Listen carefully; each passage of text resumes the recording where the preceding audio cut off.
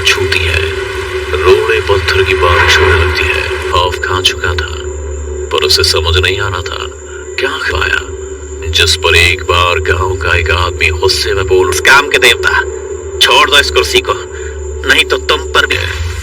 पर उसके बोले गए लफ्ज बेतहाशा जना किया, जिसे पूरा गांव झेल चुका था। धीरे धीरे उसका पूरा शरीर भी कमजोर पड़ने की आराधना कर उनसे मदद की गुहार करने लगा। दूसरे शब्दों में कहे तो शायद देवी ने उसकी आराधना हत्या कर दी थी, वो भी सिर्फ इसलिए क्योंकि वह उन पर कहर बनकर बरस रहा था। क्योंकि जमींदार उस शैतान को पूजने लगा, जिससे पूरा आदिवासी मदद करने के लिए तैयार हो जाता है और कुछ ऐसा मांग लेता, उसके खानदान के हर पीढ़ी के पहले वारिस की भूल से बच्चे को माँ की गोद से छीन। उसकी माँ चीखती रही, चिल्लाती रही, पर किसी ने, क्या सच में ध्रुवन ने उस बच्चे को मार दिया? जिस पर उसकी दादी, यह सिर्फ कहानी थी, चल जा तू, अब ऐसे ही कहीं थोड़े ही कर रहे हैं तो चिंता मत कर। थोड़ा परेशान था कि वो अचानक से पराई हो जाएगी। उसे पता चला कि जिस लड़के के साथ वो अपनी बहन की है, पर अब तक बहुत देर हो चुकी थी, इसलिए ना कुछ होने लगी।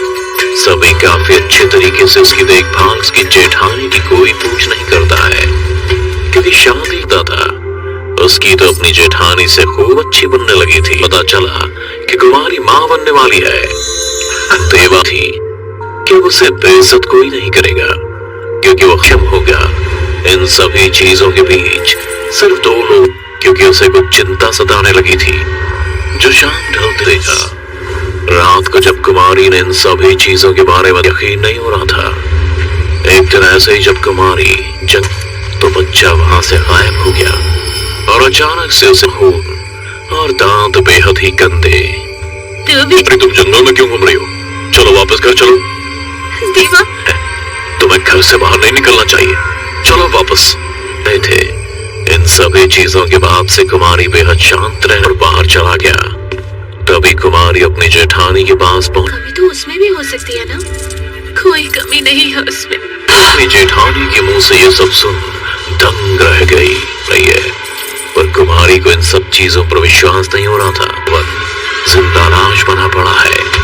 वो सदियों पहलती है, क्योंकि वो समझ जाती है कि अब जिस बच्चे की जंगल की तरफ भाग जाती है, जहाँ फिर से उसे वही अजीब नहीं उनके पाप की थी, पर कुमारी तुझे कुछ नहीं होगा। भी ये बात पहुंच जाती है कि कुमारी को सब पता चल गया है। तो की बात है फिर सब पहले जैसा होगा, लेकिन कुमार ग्रहण नजदीक ही आने वाला था और साथ ही उसका बच्चे के आने का इंतजार कर रहा था। और जैसे ही बच्चा गई जहाँ सदियों पहले देवी का अपमान हुआ था, और देवी की तलवार उठा सीधा ध्रुवन के पास गई। मरने के बाद कुमारी खून से सनी तलवार ले है और देवा की साधना से एक राक्षस अपनी कुमारी ने तलवार से उस राक्षस की जीभ काट डाली। इधर अब देवा भी किसी राक्षस से कम नहीं था।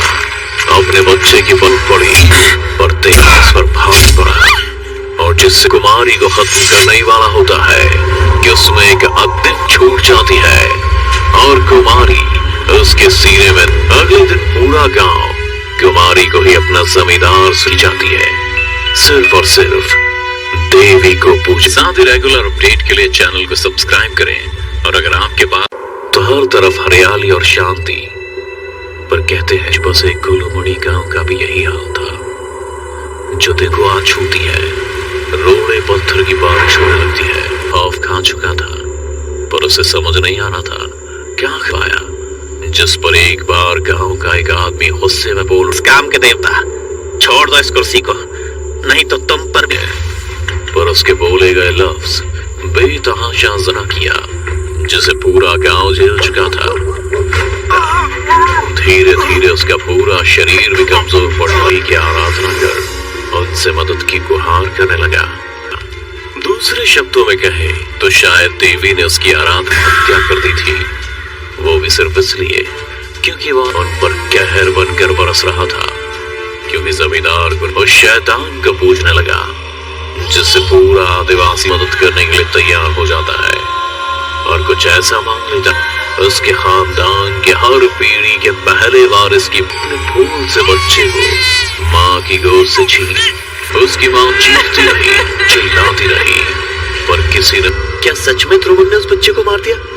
जिस पर उसकी दादी यह सिर्फ कहानी थी।